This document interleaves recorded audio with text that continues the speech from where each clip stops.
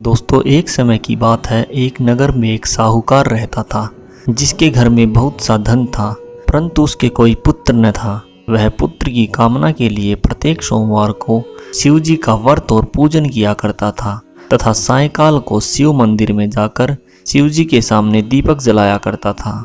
उसके उस भक्तिभाव को देखकर एक समय श्री पार्वती जी ने शिव जी महाराज से कहा कि महाराज, यह साहूकार आपका अनन्य भक्त है और सदैव आपका व्रत और पूजन बड़ी श्रद्धा से करता है। इसकी मनोकामना पूरी करनी चाहिए।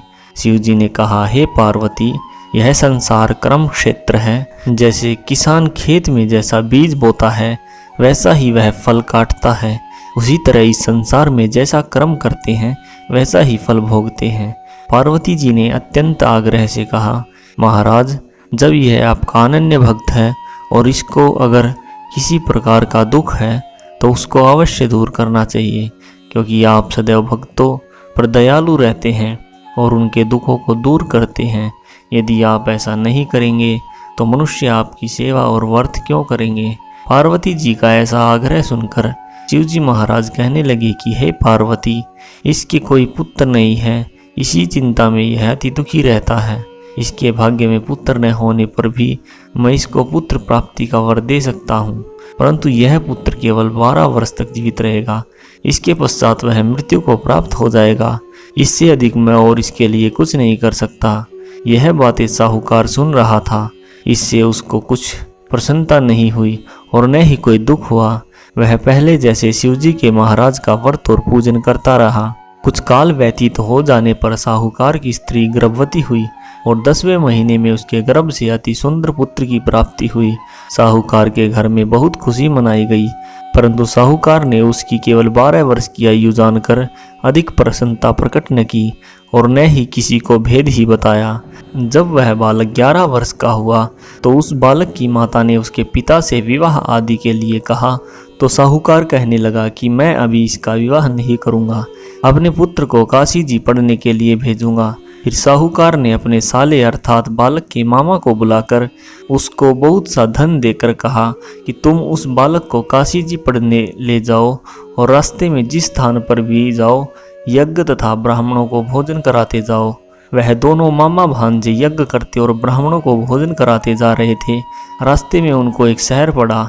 उस शहर की राजा की कन्या का विवाह था और दूसरे राजा का लड़का जो विवाह कराने के लिए बारात लेकर आया था वह एक आंख से काना था। उसके पिता को इस बात की बड़ी चिंता थी कि कहीं वर को देखकर कन्या के माता पिता विवाह में किसी प्रकार की अड़चन पैदा न कर दे। इस कारण जब उसने अति सुंदर सेठ के लड़के को देखा तो मन में विचार किया कि क्यों न दरवाजे के समय इस लड़के से वर का काम चलाया जाए। ऐसा विचार कर वर के पिता ने उस लड़के और मामा से बात की तो वे राजी हो गए।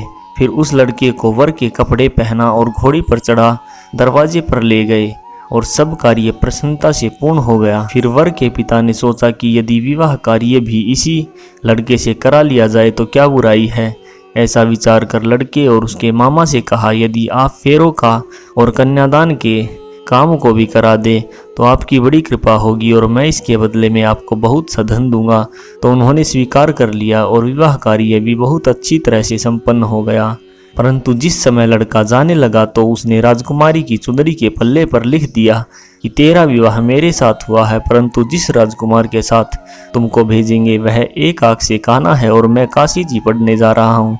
लड़के के जाने के पश्चात उस राजकुमारी ने अपनी चुंदड़ी पर ऐसा लिखा हुआ पाया तो उसने राजकुमार के साथ जाने से मना कर दिया और कहा कि यह मेरा पति नहीं है, मेरा विवाह इसके साथ नहीं हुआ है, वह तो काशी जी पढ़ने गया है। राजकुमारी के पिता और माता ने अपनी कन्या को विदा नहीं किया और बारात वापस चली गई। उधर सेठ का लड़का और मामा काशी जी पहुंच गए। वहां जाकर उन्होंने यज्ञ करना और लड़के ने पढ़ना शुरू कर दिया। जब लड़के की आयु 12 साल की हो गई तो उस दिन उन्होंने यज्ञ रचा था कि लड़के ने अपने मामा से कहा, मामा जी, आज मेरी तबीयत कुछ ठीक नहीं है। मामा ने कहा, अंदर जाकर सो जाओ। लड़का अंदर जाकर सो गया और थोड़ी देर में उसके प्राण निकल गए। जब उसके मामा ने आकर देखा तो वह मुर्दा पड़ा है तो उसको बड़ा दुख हुआ और उसने सोचा कि अगर मैं अभी रोना पीटना मचा दूं तो यज्ञ का कार्य अधूरा रह जाएगा।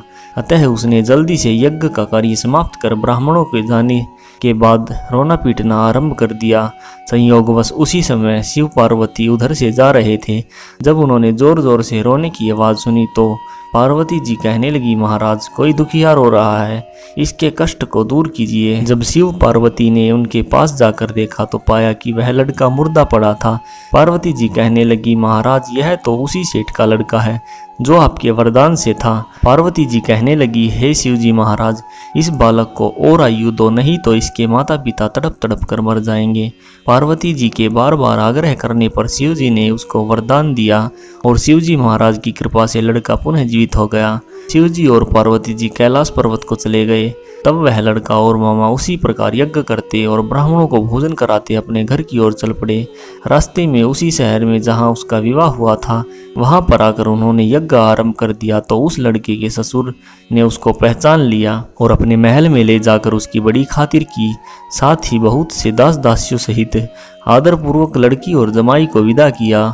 जब वह अपने शहर के निकट आए तो मामा ने कहा कि मैं पहले तुम्हारे घर जाकर खबर कराता हूँ।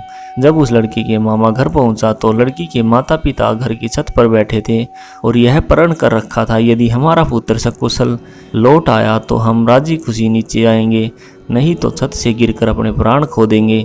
इतने में उस लड़के के मामा ने आकर यह समाचार दिया कि उसका पुत्र आ गया है तो उन्होंने विश्वास नहीं आया। तब उसके मामा ने शपथपूर्वक कहा कि आपका पुत्र अपनी स्त्री के साथ बहुत सारा धन लेकर आया है। तो सेठ ने आनंद के साथ उसका स्वागत किया और बड़ी प्रसन्नता से साथ में रहने लगे। इस प्रकार से जो कोई सोमवार के व्रत को धारण करता है अथवा इस कथा को पढ़ता या सुनाता है उसकी सारी मनोकामनाएं पूर्ण हो जाती है। बोले शिव पार्वती जी की जय।